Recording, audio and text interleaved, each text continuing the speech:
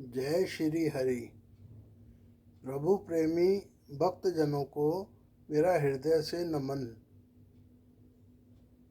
पिछले सत्संग में हमने जड़ भरत की कथा का वर्णन किया था और ये समझा था कि जैसी ही हमारी मति होती है वैसा ही अगला जन्म हमें मिलता है। जन्म लेने से पहले मरना पड़ता है। मरण क्या है, आज इस विषय को हम समझेंगे और मृत्यु के बाद में दूसरा जन्म ना हो इस बारे में भी हम समझने का प्रयास करेंगे।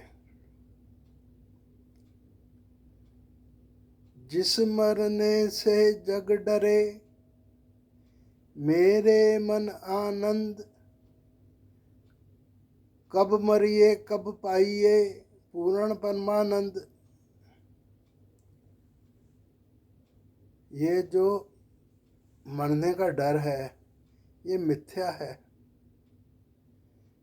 मरना कुछ होता ही नहीं,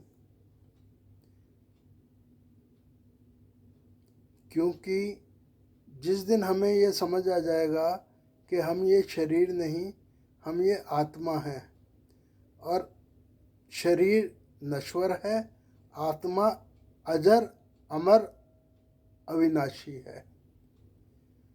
जिस दिन हमने अपने आप को आत्मा मान लिया, सबसे पहले तो हम मोह माया लाभ हानि राग द्वेष सब चीज़ों से अलग हो जाएंगे।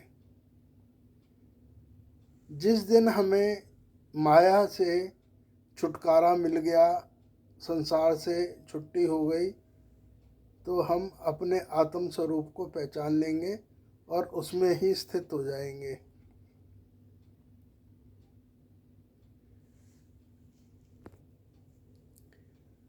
एक सूक्ति है, जो आए सो गए सभी, जो आए वो गए सभी, ये जगत मुसाफिर खाना है।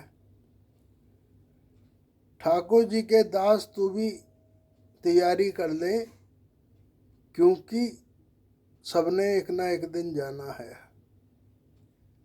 आज तक जितने भी जीवों का जन्म हुआ है उनकी भी मृत्यु जरूर हुई है। हमारे पुराणों में कहा गया है कि आज तक सिर्फ 8, कहीं कहीं पर 7, कहीं कहीं पर 8 नामों का उल्लेख है कि वो ही आज तक जीवित हैं, अमर हैं।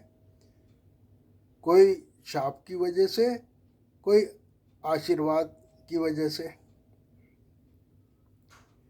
तो सबकी मृत्यु तो निश्चित है, इसलिए सबको मृत्यु की तैयारी कर लेनी चाहिए। यहाँ पर कहा गया है, ठाकुर के दास तू भी कर ले चलने की तैयारी, एक दिन सबने जाना है। जाना है, कहाँ जाना है? कहीं भी तो नहीं जाना, लेकिन जाना है। तो ये जो यात्रा है, ये इसके लिए कोई लगेज बैगेज पैक करने की ज़रूरत नहीं है। कोई IRCTC या किसी और पोर्टल पे से हमें टिकट की बुकिंग भी नहीं करानी है, फिर भी जाना है। तो इस जाने की तैयारी करने से तात्पर्य ये है कि हमें प्रभु की शरण में जाना है, प्रभु के धाम जाना है। और उसकी तैयारी किस प्रकार करेंगे हम? उसकी तैयारी करने का एक ही तरीका है, प्रभु की भक्ति करना, प्रभु का चिंतन करना, संतों की वाणी का मनन करना। जो संत और गुरुजन कहते हैं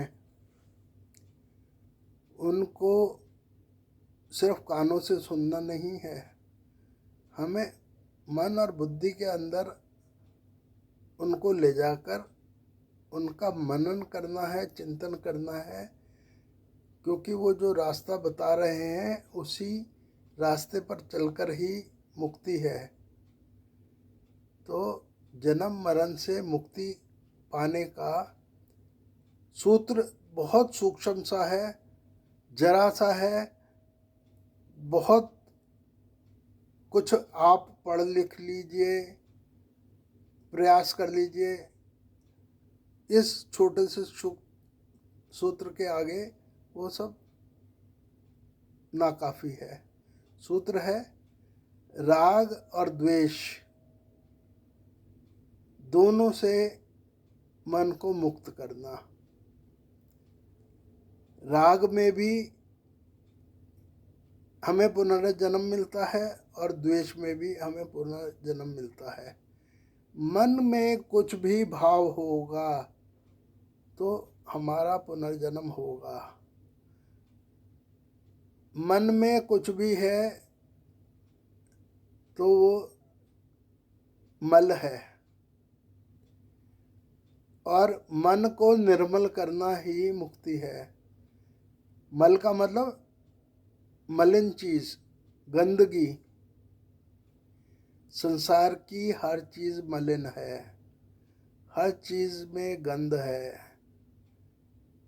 तो मन को निर्मल कर लीजिए, बिल्कुल साफ कर लीजिए। जब आप मन को साफ कर लेंगे ना तो हरि विराजमान तभी हो पाएंगे। तो जब आपके मन में हरि बैठ गए, विराजमान हो गए, तो आपकी मुक्ति को कोई नहीं रोक सकता। तो इसीलिए मन को निर्मल करें, राग द्वेष मोह माया लोभ सब चीज़ों का त्याग करें और संसारिक क्रियाओं को करते रहें। संसारिक जो कर्तव्य कर्म हैं उनको करते करते हरि भजन करते रहें। आपको हरि मिलेंगे, आपको मुक्ति मिलेगी, आपका जन्म मरण का आवागमन खत्म हो जाएगा। जय श्री हरि, नमस्कार, प्रणाम।